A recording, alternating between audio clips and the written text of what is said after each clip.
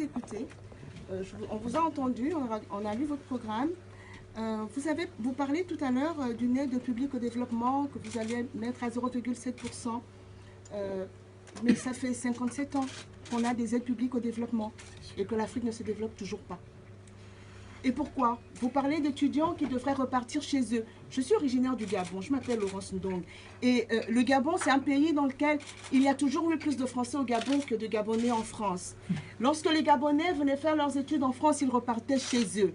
Aujourd'hui, les Gabonais ne repartent plus. Ils ne veulent plus repartir, madame. Personne n'immigre volontairement. Chez nous, nous avons les cocotiers et le soleil, les mêmes pour lesquels beaucoup ici dépensent des sommes folles pour aller au soleil. On voudrait bien rester chez nous. Mais vous savez, et tous les politiques le savent, que le problème de l'Afrique, c'est la malgouvernance. Il n'y a pas de développement sans démocratie.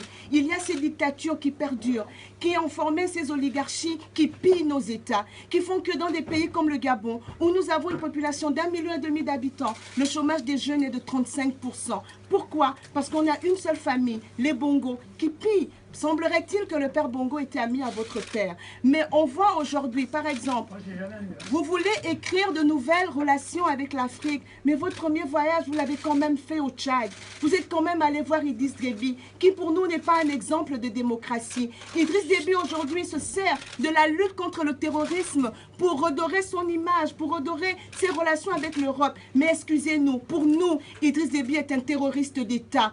Autant vous pensez qu'il combat peut-être l'islamisme, mais l'islamisme se sert de quoi? Ils utilisent quoi pour transformer des jeunes en bombes humaines? Ils utilisent le désespoir.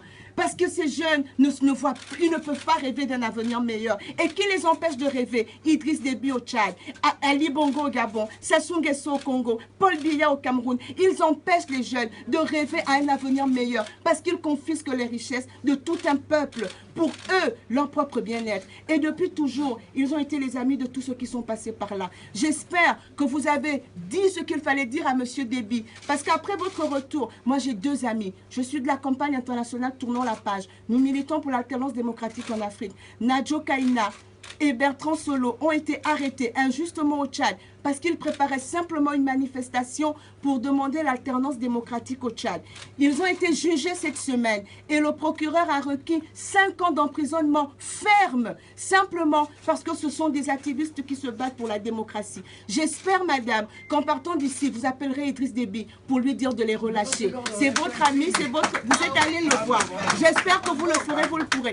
C'est juste pour vous dire, je vais conclure. Le problème de l'Afrique aujourd'hui, c'est la malgouvernance. Elle est tenue par des dictateurs qui organisent de fausses élections, qui les trichent à chaque fois. Mais quand en Syrie, Bachar el-Assad tue son peuple, on est indigné en France. Mais quand Sassou Nguesso bombarde le Poul depuis 1 an, quand Ali Bongo fait massacrer des jeunes dans la rue pour se maintenir au pouvoir, et qu'on a un rapport de la mission d'observation des élections de l'Union européenne qui reconnaît que cette élection a été entachée de fraude grave, qui remettent en cause le processus et les résultats, personne ne dit rien.